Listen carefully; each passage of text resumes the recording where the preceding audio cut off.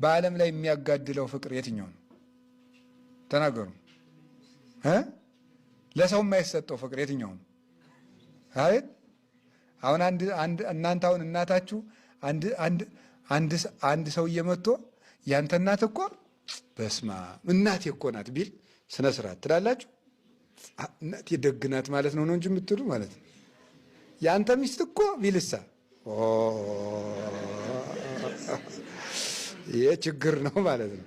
ነገረኛ ነህ እንደ አንተ ሰውዬ ነው የሚባለው ማለት ነው።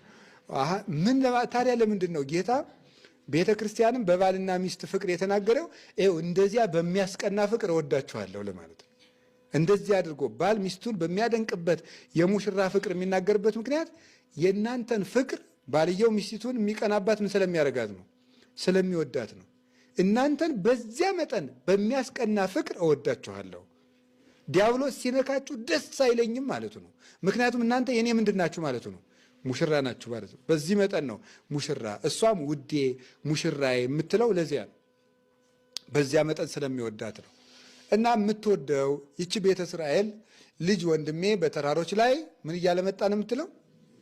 ንገሩኝ እንጂ አቤት እየዘለለ መጣ ትለዋለች። ልጅ ወንድሜ የምትለው ለጊዜው ማንን ነው?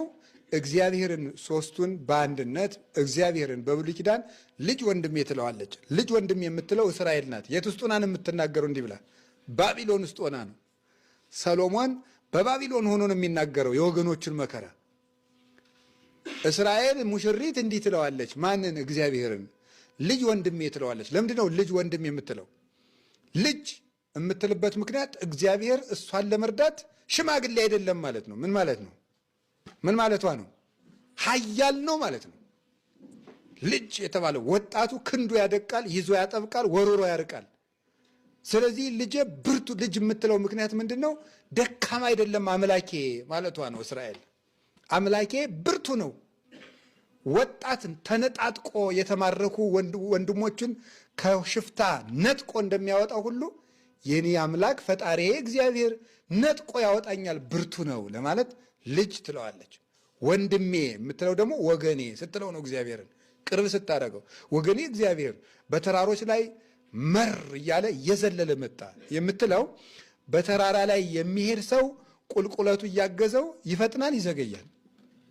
ንገሩኝ እንጂ አቤት ይፈጥናል። ኃይሉ ወዴት ነው? ወደ ታች ነው። እየፈጠነ ነው የሚመጣ።